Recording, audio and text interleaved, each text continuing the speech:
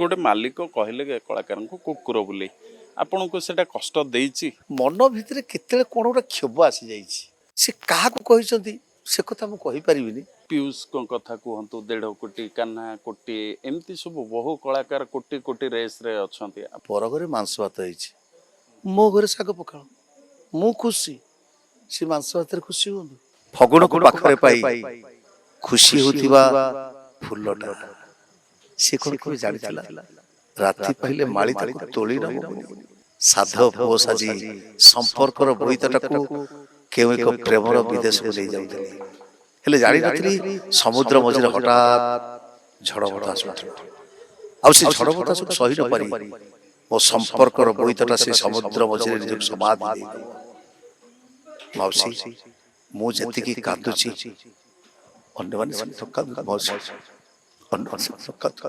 नांडू बाबू होचंदी बिंधाणी सृष्टि करिया लोकटा तैयारी करिया जानिछि से तैयारी कर देला तमे नेकी बाजार बिक तेणु बिंधाणीटा बड़ ना बजार रेट कर बिकुथिया लोकटा बड़।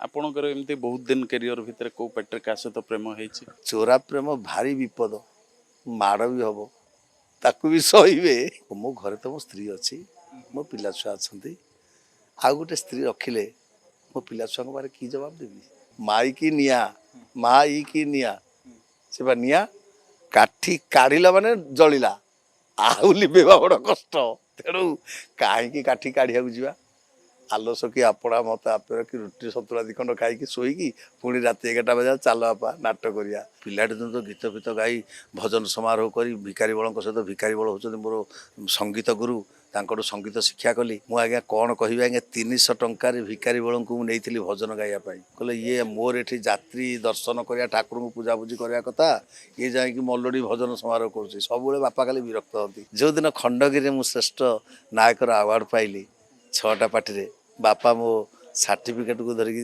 धार धार लुह गड़ी जाऊे बापा कहले अरे हे मुझा बालुंगा कहूली यहीटा हूँ प्रकृत धान ता माता सुकृतर पुत्र हुए सुखी पुत्र जेबे सुखी हुए कूल धर्म रखी तेणु माँ बापा आशीर्वाद जहाँ मुंडे अच्छी से कौटे हारबनी। आम सहित जी अच्छा अधिक आपण को परिचय दवा चाहूनी आप समस्ते जानी नायक यात्रा जगतर जड़े चर्चित नायक मानस पंडा सबुठु बड़ परिचय तांकर प्रभु धवलेश्वर से होउछंती मुख्य पूजक सेटा हूँ गोटे बड़ परिचय तापरे हिरो बहुत वर्षर अभिज्ञता भाई आपण प्रभु धवलेश्वर पूजक किंतु कहीं एमती कला को मन बड़ेले यात्रा को मन बड़ेले प्रथमे मोर ओडिशार अगणित दर्शक मानक मानस पंडार मथानत प्रणाम चैनल भाई मानक अशेष अशेष धन्यवाद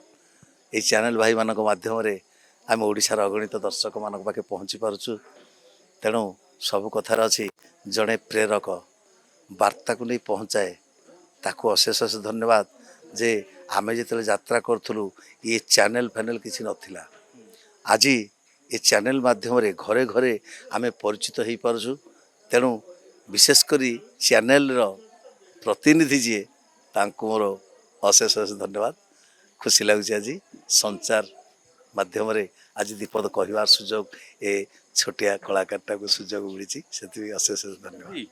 आपण पूजक ये गोटे सौभाग्य आपणकर एभली कूल आपण को भगवान जन्म करछंती किंतु सेठी पूजक हिसाब रे भक्त माने आपण को मुंडिया मारिया कथा किंतु एठी आपण कलाकार हे कि आछंती राति अनिद्रा हाइछंती खटुचंती एवं मालिक आ डायरेक्टर मान को आपण को मुंडिया मारिया को पड़ुची काहे कि एभली प्रोफेशन बाचिले नहीं गोटे जिनस अच्छी कहीं मिछ कहबी कहीं कहबी यात्रा जगतर महारथी कलिंग गणनाट्य सी मुझे नमस्कार करिया बोली कहले नाई नाई तुम ब्राह्मण तो मत मुंडिया मारबनी कहीं मिछ कह आज्ञा 10 वर्ष काल अनुष्ठान में कम कर विशेषकर यही लिंगा बाबू जी सी कहते ना तुम आमको प्रणाम करनी तुम ब्राह्मण तेणु तुम आमको प्रणाम कले आम आयुष्य हानि हम तेणु आम जाणी शुणी पाप मुंडिया चाहूँ तेणु कहीं मिछ कह आज्ञा प्रयोजक भाई यही निरंजन साहू दिलु बाबू जी आमर अपरा माहेश्वरी कर सी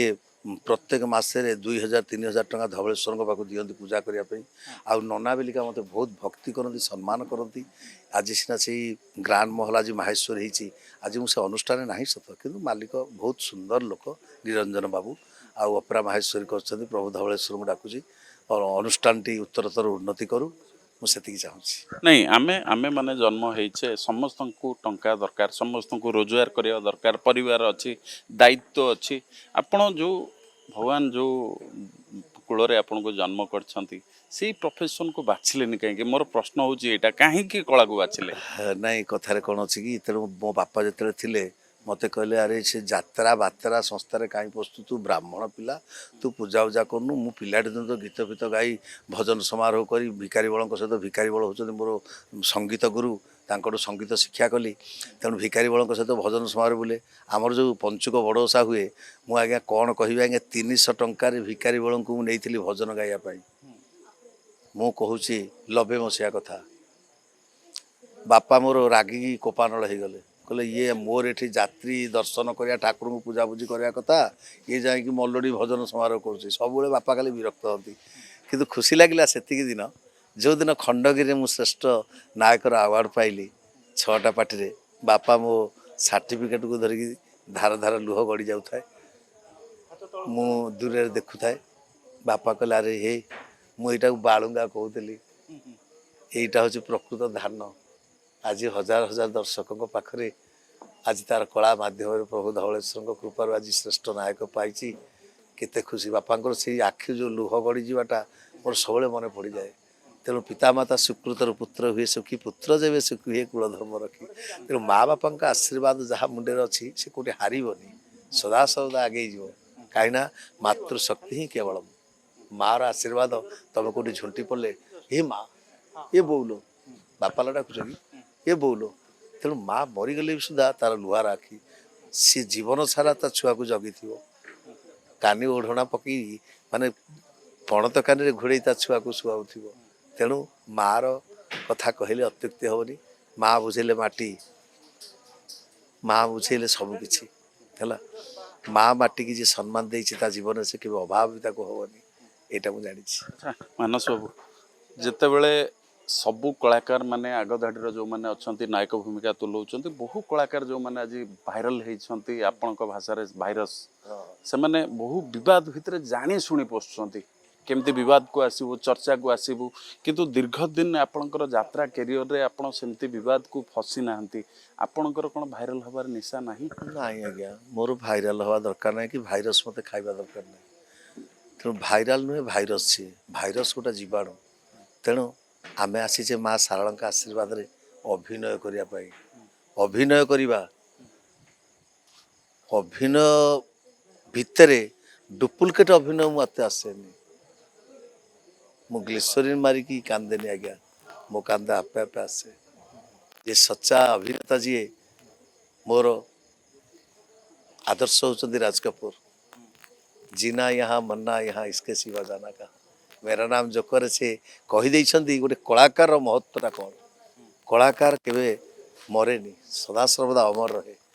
ଆଜି ଆମ ଗହଣରେ ଭିକାରୀ ବଳ ନାହାନ୍ତି, ଅକ୍ଷୟ ମହାନ୍ତି ନାହାନ୍ତି, କି ଆମର ଇଏ ହର ପଟ୍ଟନାୟକ ନାହାନ୍ତି, କି ମିହିର ଦାସ ନାହାନ୍ତି, କିନ୍ତୁ ତାଙ୍କ ସ୍ମୃତି ବଞ୍ଚି ରହିଛି।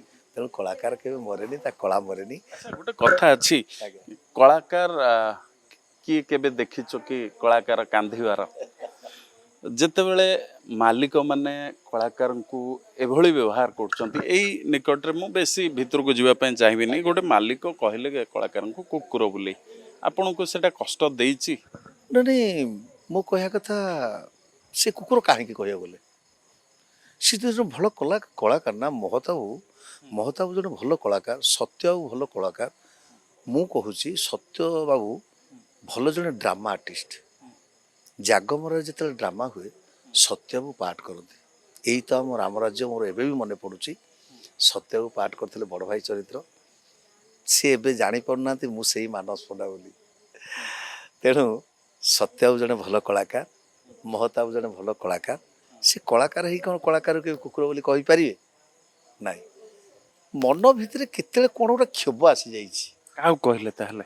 ସେ କାହାକୁ କହିଛନ୍ତି ସେ କଥା ମୁଁ କହିପାରିବିନି, ତାଙ୍କର ଯିଏ କ୍ଷତି କରିଥିବ ତାକୁ ସେ କହିଥିବେ। ସମସ୍ତଙ୍କୁ କହିଲେ କଲେ ଆମେ ରୁଟି ଦଉ ରାତିରେ ଯାତ୍ରା କରନ୍ତି କୁକୁର ଭଳିଆ ରୁହନ୍ତି ସକାଳୁ ଆସି ରୁଟି ଖାଆନ୍ତି। ହଁ ମୁଁ କହିବା କଥା ଶୁଣନ୍ତୁ ଆଜ୍ଞା, ମୋତେ ସେ ବିବାଦ ଭିତରେ ପୁରାନ୍ତୁନି, ଏତିକି ଖାଲି କହିବି ତାଙ୍କ ମନରେ ସେମିତି କିଛି ଗୋଟେ କ୍ଷୋଭ ଆସିଛି। ନାଇଁ, ଆପଣ ବିବାଦୀୟ ଆର୍ଟିଷ୍ଟ ନୁହନ୍ତି, ଆମେ ବି ବିବାଦ ଭିତରେ ପୁରେଇବାକୁ ଚାହୁଁନୁ, କିନ୍ତୁ ଆପଣଙ୍କୁ କଷ୍ଟ ଦେଇଛି କି ନାଇଁ ଏ କୁକୁର କଥାଟି? ହଁ ଶୁଣନ୍ତୁ ଆଜ୍ଞା, କଥାରେ ଅଛି ପାଟିରୁ ବାହାରି ଯିବା କଥା, ଧନୁରୁ ବାହାରି ଯିବା ତୀର ଆଉ ଫେରି ଆସେନି, ବହିଗଲା ପାଣି ଫେରି ଆସେନି। ବାପା ହିସାବରେ ସିଏ ଆମ ଅନ୍ନଦାତା, ଆମର ମାଲିକ। ଯଦି କ'ଣ ପଦେ ଅଧେ କହିଦେଇଛନ୍ତି ସିଏ ପୁଣି ନିଜେ ବି କୋଳେଇ ନେବେ। ଛାଡ଼, ମୁଁ କ'ଣ ରାଗଟାଗରେ କହିଦେଇଥିବି। ତେଣୁ ଆମେ ଆଉ ତାଙ୍କ ଉପରେ ରାଗ ରଖିଲେ ହବ?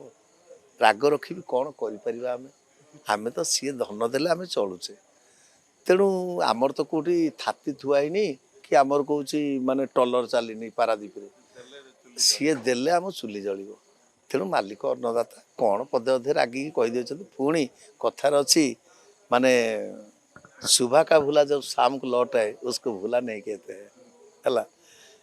ତେଣୁ ମା ଗାଳି ଦାଣ୍ଡ ଧୂଳି, ସେ କ'ଣ କହିଦେଇଛନ୍ତି ପୁଣି ନିଜେ ବୁଝିଯିବେ।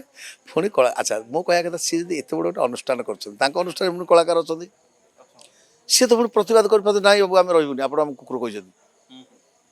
ମୁଁ ମୁଁ ଯେଉଁଟା କହୁଛି କ୍ଲିଅର କଥା କହୁଛି, ଆପଣ କାହିଁ କୁକୁର କହିଲେ, ଆମେ ରହିବୁନି। ସେମାନେ ତାଙ୍କ ବାବୁକୁ ଯଦି ଠିକରେ ବୁଝିପାରିଛନ୍ତି ତେବେ ଆମେ ବୁଝା ହେବା କ'ଣ ଦରକାର? ତେଣୁ ମୋର ଏତିକି ଖାଲି କହିବି, ସିଏ ମାଲିକ କ'ଣ ପଦେ ଅଧେ କହିଦେଇଛନ୍ତି, ସେ ପୁଣି ବୁଝେଇ ଦେବେନି।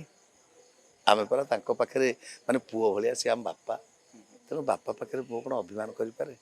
ଆଚ୍ଛା ମାନସ ବାବୁ, ଆପଣ ବହୁତ ଦିନ ହେବ ଅଭିନୟ କରୁଛନ୍ତି ଯାତ୍ରା ଜଗତରେ, ଆଉ ସବୁଠୁ ବଡ଼ କଥା ଲିଡ୍ ରୋଲରେ ଅଛନ୍ତି, ମୁଖ୍ୟ ଚରିତ୍ରରେ ହିରୋ ଅଭିନୟ କରୁଛନ୍ତି।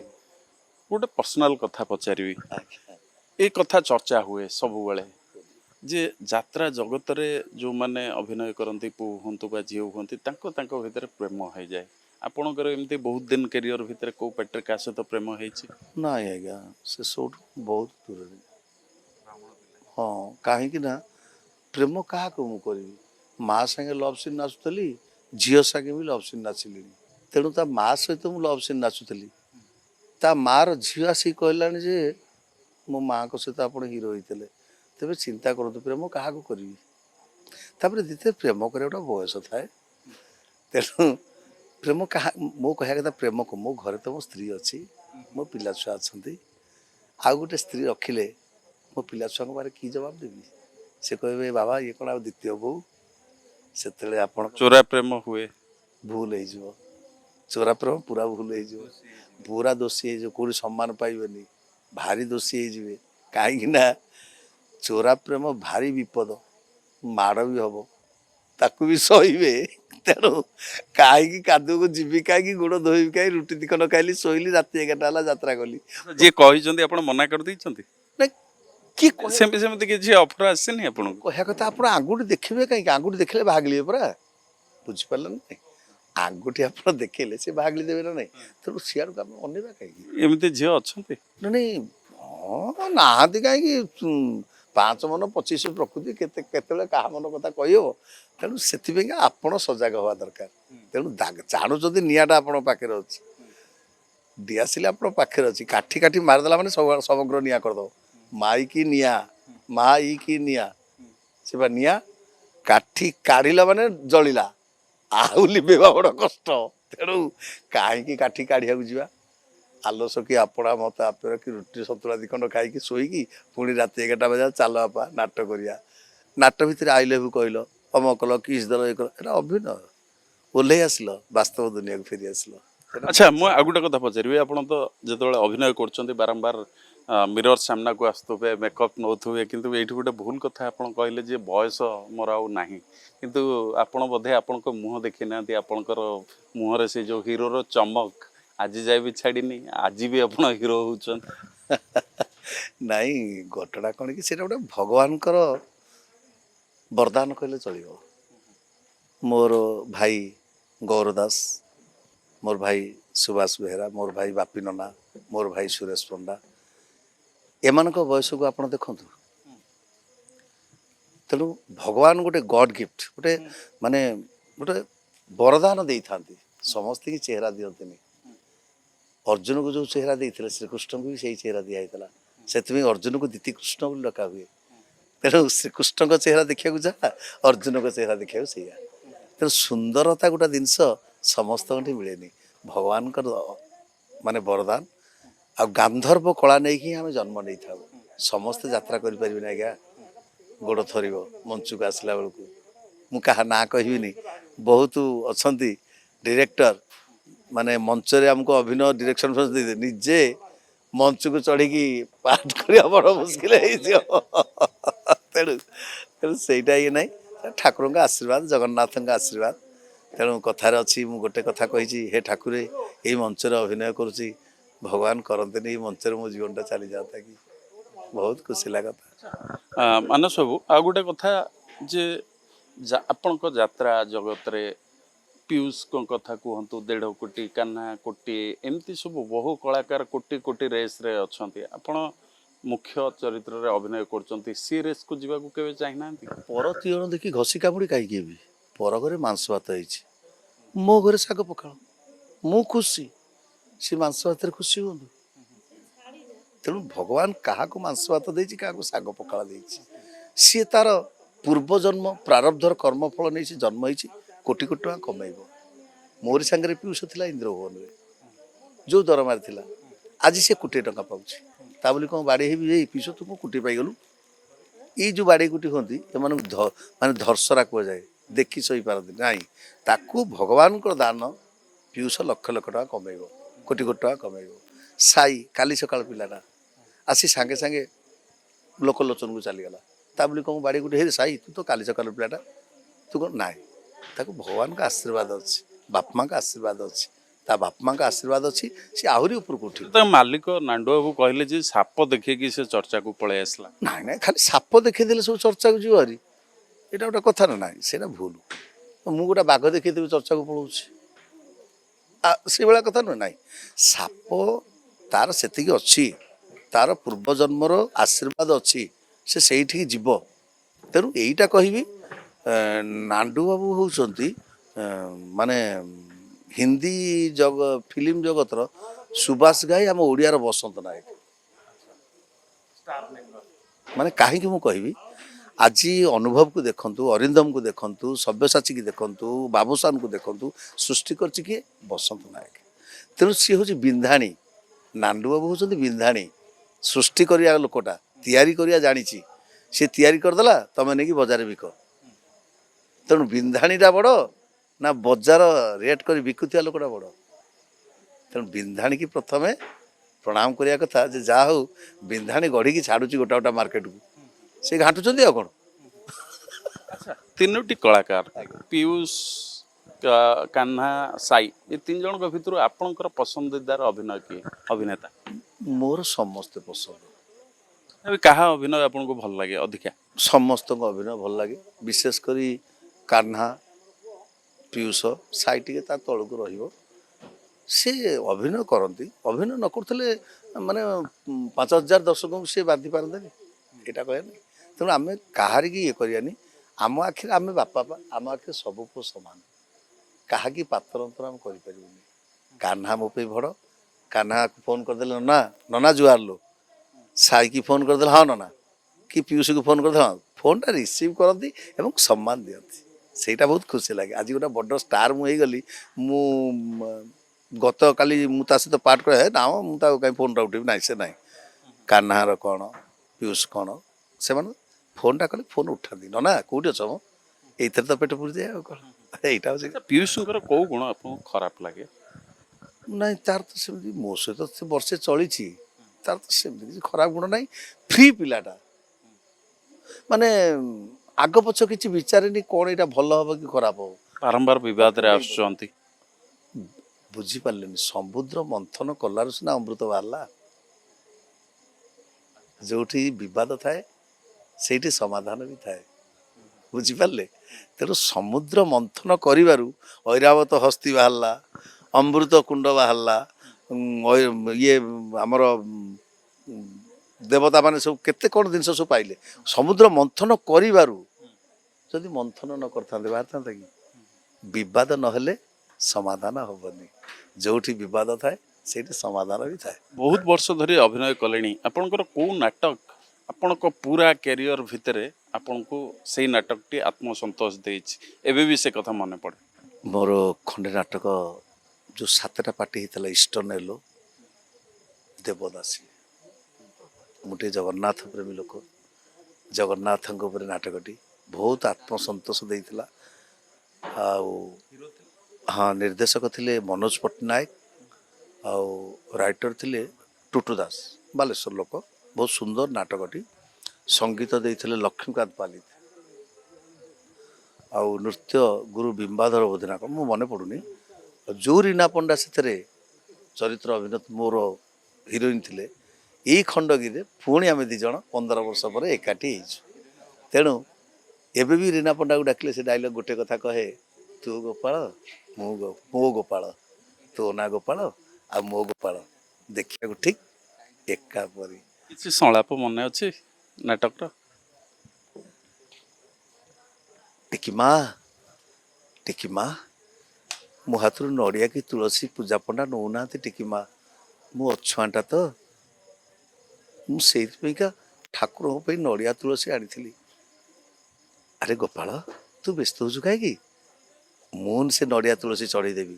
ସେ ପୂଜକ ଆସିଛି, ନାଇଁ ନାଇଁ ସେ ବାଉରି ପିଲା, ତାଠୁ ଟିକିମା, ଦାସିଆ ବାଉରି ହାତରୁ ପୁରା ପ୍ରଭୁ ନଡ଼ିଆ ନେଇଯାଇଥିଲେ।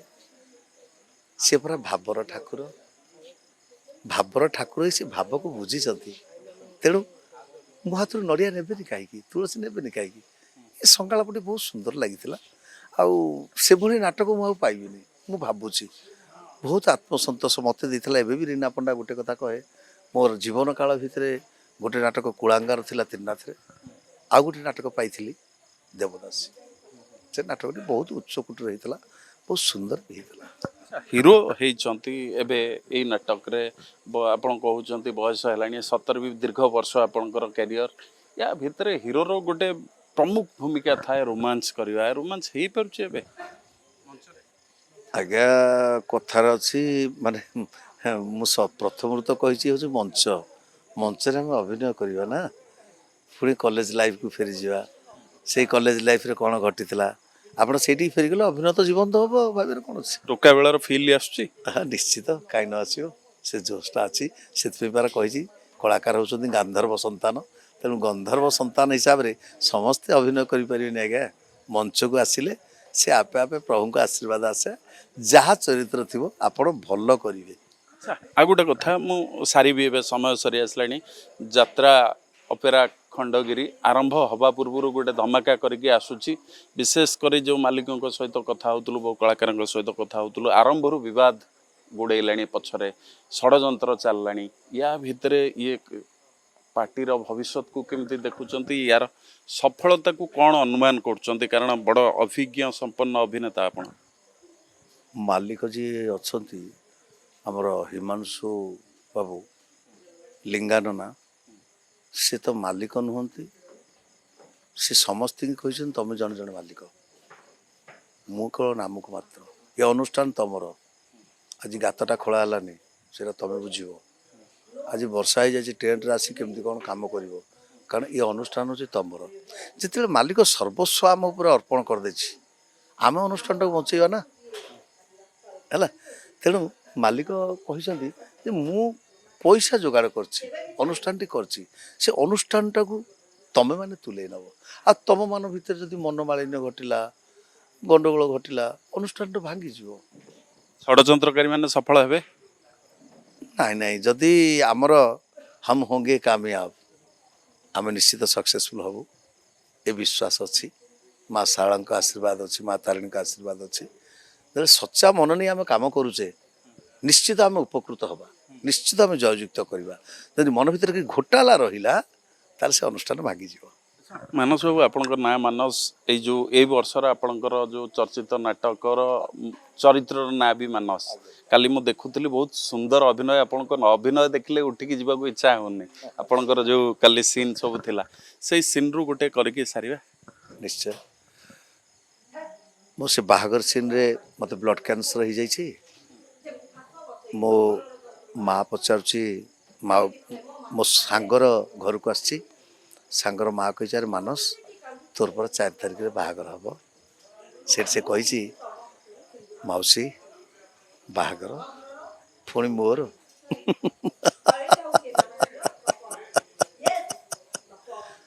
ମାଉସୀ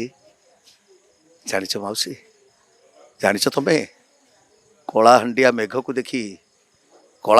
ମେଘକୁ ଦେଖି ମୟୂରଟା ଖୁସିରେ ନାଚୁଥାଏ ହେଲେ ସେ ମୟୂର କ'ଣ ଜାଣିପାରେ ହଠାତ୍ ତାକୁ ବିଜୁଳି ନିଆଁରେ ଜଳିଯିବାକୁ ପଡ଼ିବ ବୋଲି ଫଗୁଣକୁ ପାଖରେ ପାଇ ଖୁସି ହେଉଥିବା ଫୁଲଟା ସେ କ'ଣ କେବେ ଜାଣିଥିଲା ରାତି ପାହିଲେ ମାଳି ତାକୁ ତୋଳି ନେବ ବୋଲି ମାଉସୀ ସାଧ ପୁଅ ସାଜି ସମ୍ପର୍କର ବୋଇତଟାକୁ କେଉଁ ଏକ ପ୍ରେମର ବିଦେଶକୁ ନେଇ ଯାଉଥିଲି ହେଲେ ଜାଣିନଥିଲି ସମୁଦ୍ର ମଝିରେ ହଠାତ୍ ଝଡ଼ ବତାସ ଉଠିବ ଆଉ ସେ ଝଡ଼ ବତାସକୁ ସହି ନ ପାରି ମୋ ସମ୍ପର୍କର ବୋଇତଟା ସେ ସମୁଦ୍ର ମଝିରେ ନିଜକୁ ସମାଧି ଦେଇଦେବ ମାଉସୀ ମୁଁ ଯେତିକି କାନ୍ଦୁଛି ଅନ୍ୟମାନେ ସେ ନ କାନ୍ଦୁନ୍ତୁ ମାଉସୀ ଅନ୍ୟମାନେ ସେ ନ କାନ୍ଦୁନ୍ତୁ ସବୁକିଛି ଡାଇଲଗ କହିବାନି କାରଣ ଦର୍ଶକମାନଙ୍କ ପାଇଁ କିଛି ରଖିବେ ଆସିକି ମଞ୍ଚରେ ଦେଖିବା ପାଇଁ କାଲି ମୁଁ ଦେଖୁଥିଲି ଯେଉଁ କହୁଥିଲେ ଆପଣଙ୍କ ବାପା କହୁଥିଲେ ମଞ୍ଚରେ ଯେଉଁ ବଇନା ଦିଆ ସରିଛି ମଣ୍ଡପ